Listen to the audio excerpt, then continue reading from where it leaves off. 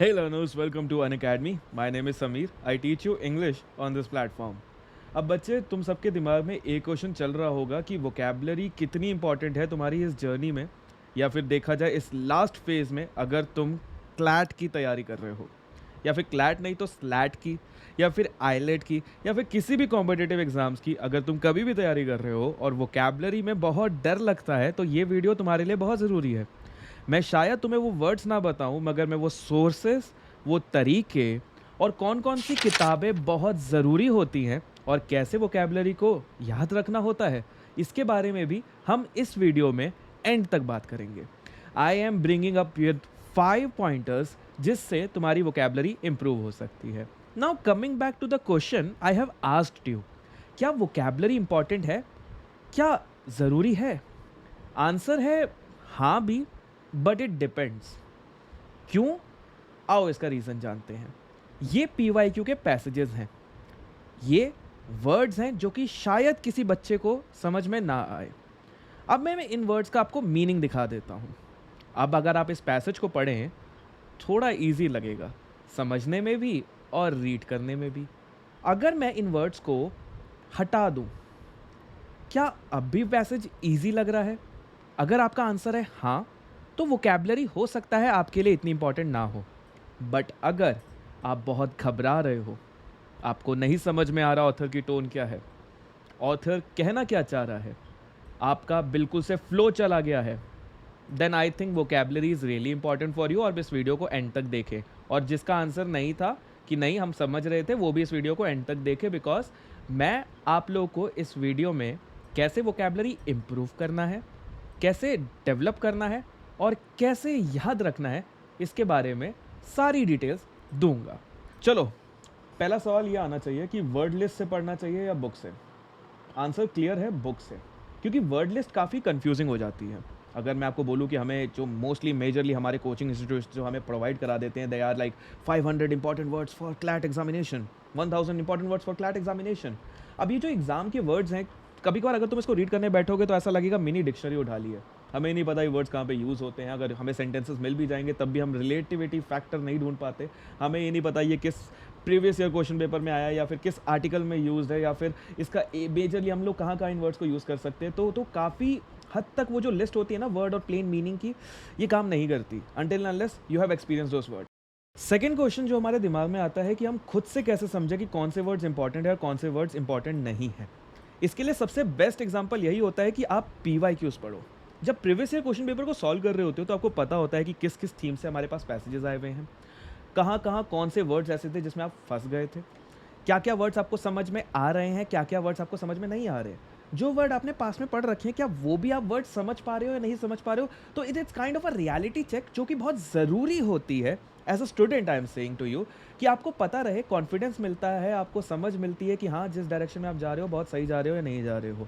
तो इसीलिए मैं यही कहूँगा कि अगर कभी भी तुम्हें जानना है कि कौन से वर्ड्स इंपॉर्टेंट है, कौन से वर्ड्स इंपॉर्टेंट नहीं है, तो किसी यूट्यूब से ज़्यादा PYQs पे ट्रस्ट करो और सैम्पल पेपर के क्वेश्चंस पे ट्रस्ट करो, क्योंकि जो वर्ड्स पहले आ चुके हैं, जिस थीम से वो बिलोंग करते हैं, उस थीम से वापस पैसेजेस आने की ज़्यादा पॉसिबिलिटीज़ है रादर देन ब्लाइंडली किसी लिस्ट को फॉलो करना। थर्ड क्वेश्चन इज कि PYQs जो हैं वो प्रैक्टिस करें तो करें कहाँ से, कौन सी किताबें ऐसी इंपॉर्टेंट है जो कि PYQ के अलावा हमें खरीदनी है। तो let me show you, there are several books जो कि आपको अभी स्क्रीन पे अपने दिख रही होगी कि आप अमेजोन में जाके सारे बुक्स को सजेस्ट कर सकते हो।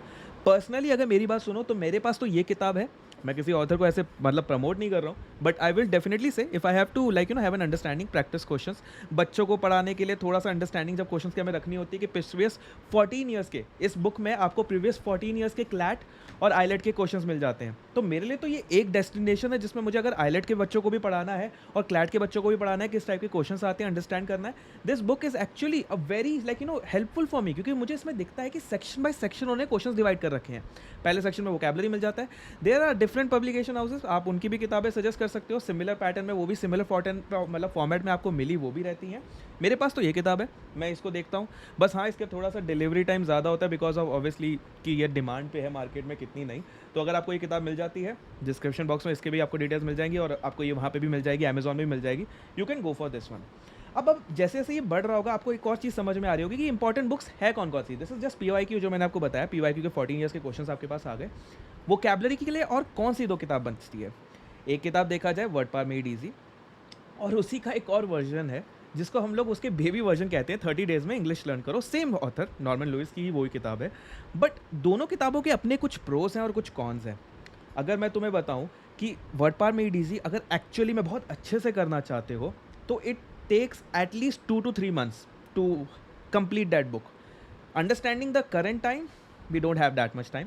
I would recommend you to go for the second one, that is like, promising you to learn English or vocabulary in 30 days.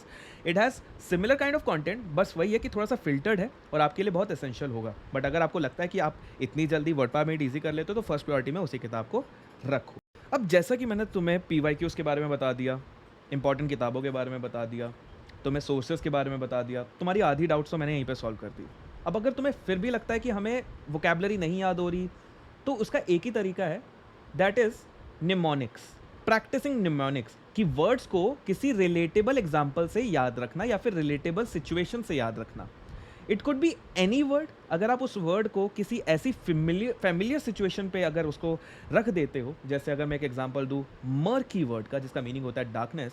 अगर मैं तुम्हें बोलूँ खिड़की के बाहर, अगर तुम्हें अभी रात हो रही है, खिड़की के बाहर तुम्हें अंधेरा दिख रहा है, तो तुम्हें बोलो ये बड़ी मर्की नाइट है, तो 3-4 बार इसको यूज़ करोगे तो ऑटोमेटिकली याद आ जाएगा। या फिर किसी के कैरेक्टरिस्टिक्स की अगर बात आ रही है और बहुत ही एडवांस वर्ड्स लग रहे हैं, तो किसी ऐसे इंसान को जिसको तुम जानते हो, उसके अराउंड वो वर्ड को रोटेट कर दोगे तो वो याद हो जाता है। अगर अभी भी तुम्हें लगता है कि हाँ, मतलब सर हमें मुश्किल आएगी पीवाईक्यू वर्ड से एक्सट्रैक्ट करने में, वर्ड मेड ईजी को याद करने में, निमोनिक तरीके से वर्ड्स को रिमेंबर रिटेन करने में, आई थिंक तुम्हारे लिए फिर एक ही सजेशन है, मेरी क्लासेस को फॉलो करो। ये फ्री और पेड दोनों तुम्हें अनअकैडमी के प्लेटफॉर्म में मिल जाएगी। तो प्लीज़, अगर तुम्हें अभी भी लगता है कि लास्ट मिनट में तुम पढ़ना चाहते हो किसी के एक्सपर्ट गाइडेंस में या किसी के मेंटरशिप में, आई एम ऑलवेज देयर। मेरे स्टूडेंट्स इसके गवाह हैं कि मैं उन्हें कितना डेडिकेटेडली पढ़ाता हूँ, उनके सपनों को कितना सीरियसली लेता हूँ। तो तुम कभी भी मेरी क्लास में आ सकते हो। डिस्क्रिप्शन बॉक्स में तुम्हें वो सारे लिंक्स मिल जाएंगे मेरे क्लास के, मेरे प्लेटफॉर्म के। तुम डेफिनेटली मुझे फॉलो भी कर सकते हो, स्क्रीन पे तुम्हें दिख ही रहा होगा मेरी अनअकैडमी की प्रोफाइल, इस पे जाना, मुझे फॉलो कर लेना। मेरी क्लासेस का पूरा शेड्यूल तुम्हें दिख जाएगा। और ये वीडियो अगर इन्फॉर्मेटिव लगा हो, अच्छा लगा हो, तो ज़रूर लाइक करना, दोस्तों से शेयर करना और इस चैनल को फॉलो कर लेना। फ्यूचर में मेरे और वीडियोस आएंगे जिसमें मैं आपकी बिल्कुल हेल्प करूंगा, ऐसे ही जैसे इस वीडियो में मैंने आपकी की है। ऑल दी बेस्ट बच्चों। आई नो अगर तुम इस साल अपीयर कर रहे हो, मैं रियली प्रे करता हूँ कि तुम ऑल इंडिया रैंक लेके आओ। इफ़ नॉट, अपनी बेस्ट परफॉर्मेंस दे के आओ और बिल्कुल से पेपर के लिए अच्छे से पढ़ाई करना और गिव योर बेस्ट। हम सब तुम्हारे साथ हैं।